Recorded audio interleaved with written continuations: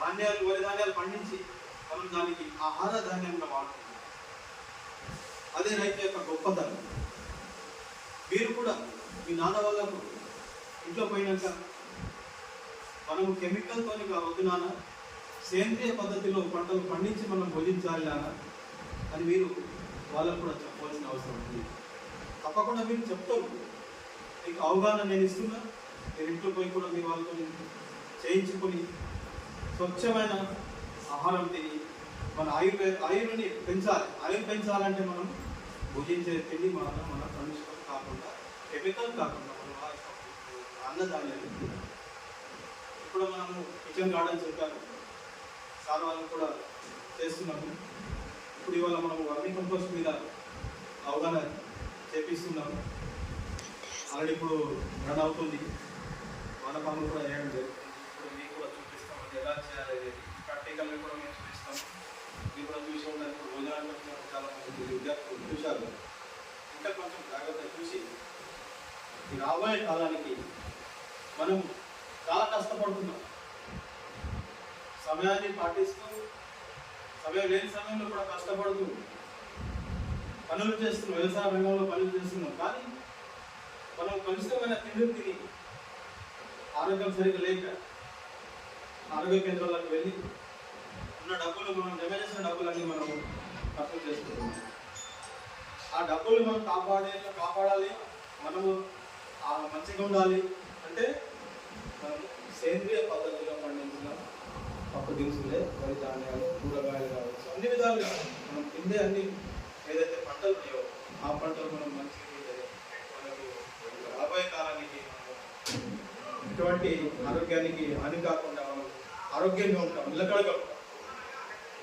ఇప్పుడు మీ ఇంట్లో అందరికీ ఆవులు ఉన్నాయా? ఎంతమందికి ఉన్నాయి? ఒకసారి చేతులు లేపండి.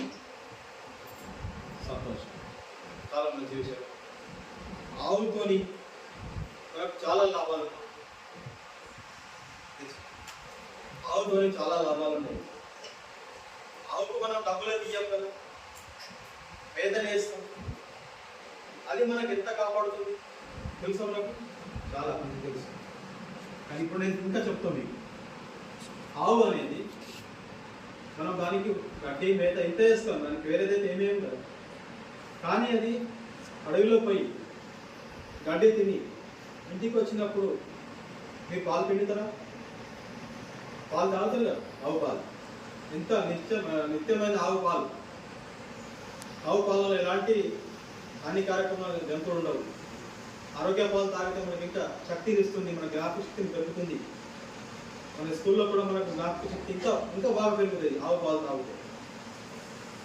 ఆవు గోమూత్రం ఉంటుంది, ఆ గోమూత్రంతో కూడా మనము పంటల మీద స్ప్రే మందులు చేసుకోవచ్చు. ఆవు గోమూత్రంతో స్ప్రే మందులు చేసుకోవచ్చు. కెమికల్ మందులు కొట్టకుండా మనము పంట మీద పిచికారీ చేయడానికి స్ప్రే మందులు చేయొచ్చు. దానికి పంచగవ్వ అంటారు, ఘనామృతం అంటారు, జీవామృతం అంటారు. ఇలాంటి చాలా పద్ధతిలో మనము ఆవుతోని లాభాలు తీసుకొని ఎటువంటి పెట్టుబడి లేకుండా మనము వ్యవసాయ రంగంలో ముందుకెళ్ళవచ్చు. ఒక్క ఆవు ఉంటే 30 ఎకరాలు మనము సాగు చేసుకోవచ్చు. ఎలాంటి కెమికల్ లేకుండా, మందులు వాడకుండా 30 ఎకరాలు భూమిని మనము సాగు చేసుకోవచ్చు. చాలామందికి అది ఎలా సాధ్యమవుతుందని ఆశ్చర్యపోతారు. కానీ మనం ప్రాక్టికల్గా చేసి చూస్తేనే మనకు తెలుస్తుంది. కాబట్టి మనము తప్పకుండా ఒక ఆవు మన ఇంట్లో ఉన్నట్టు ఉండాలి. ఒకటి మీరు గ్రహించండి, పొద్దున మనం లేచిన తర్వాత స్నానం చేసి ఆవును ఒక్కసారి మీరు కాలు మొక్కి దాని ఏదైతే మీద ఒక తోక వరకు ఉంటుంది కదా, ఒక చేతితో మీరు ఇట్లా చేసి దాన్ని 3 సార్లు మీరు రాకండి. మీ యొక్క నాడిని మన నాడిని పరీక్షించుకొని దాని మెదడులకు ఒక నాడి పోతుంది తోకతోని. ఆ నాడి ద్వారా ఆ మెదడుకి జ్ఞాపక శక్తిలో అది ఆలోచిస్తుంది. నా వ్యక్తికి, నా యొక్క పోషిస్తున్న పాలకునికి ఏ విటమిన్ తక్కువ ఉంది అది గ్రహిస్తుంది. దాన్ని గ్రహించే శక్తి ఉంటుంది. ఆ శక్తిని గ్రహించుకొని నా యొక్క పాలకు దానికి ఆ మాలకు ఏ విటమిన్ తక్కువ ఉంది అదే విటమిన్ ఏ చెట్టులో ఉంటుంది, దానికి గ్రాహక శక్తి ఉంటుంది. కాకపోయి అదే గడ్డి తిని ఇంటికి వచ్చిన తర్వాత మళ్ళీ మనకు పాలు ఇస్తుంది.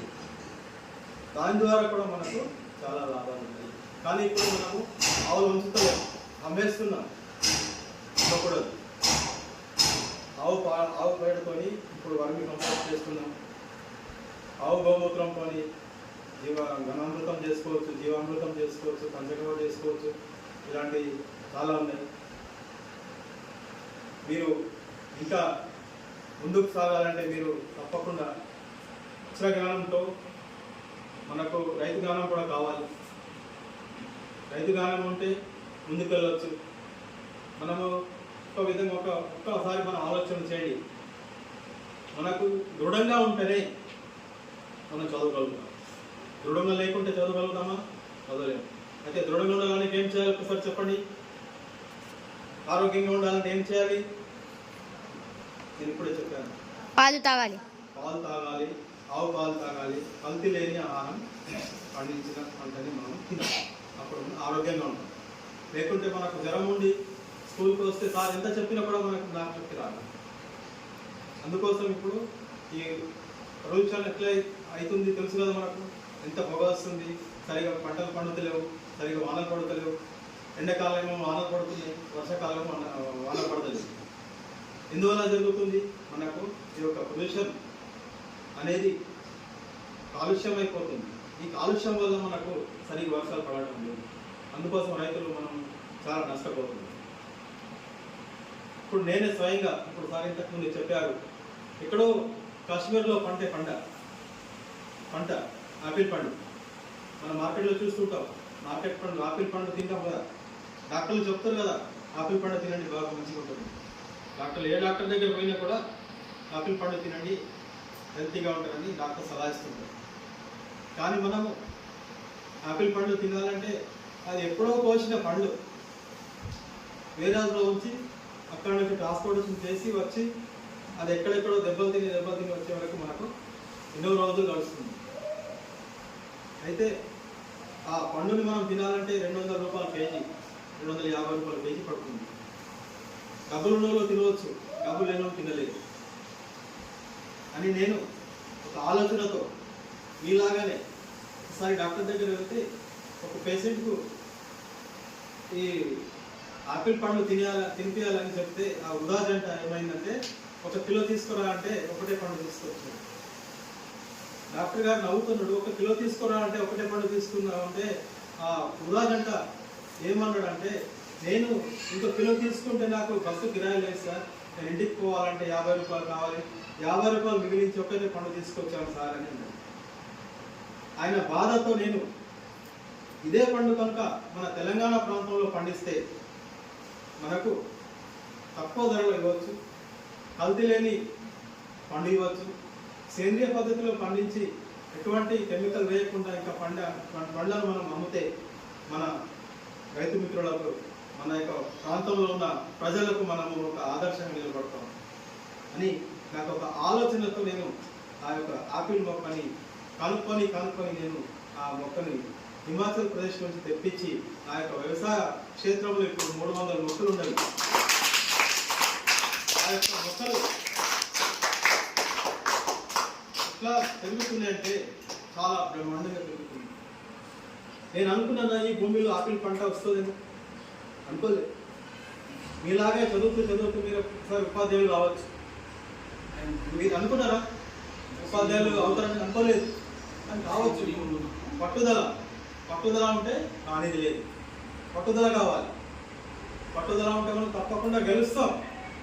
ఇప్పుడు కూడా మీరు ఒకసారి అనుకోండి, నేను ఉపాధ్యాయుడు అవుతా, మంచిగా చదువుతా అంటే పట్టుదలతో చదవండి, మీరు కూడా ఉపాధ్యాయులు అవుతారు. మన ఊరు నుంచే ఇంజనీర్లు అవుతారు, డాక్టర్లు అవుతారు. దాంతో చదువుతోటి ఈ వ్యవసాయ రంగంలో కూడా సేంద్రియ పద్ధతిలో మనం ఆహార ధాన్యాన్ని పండించాలి. అది చాలా మహత్వమైన విషయం.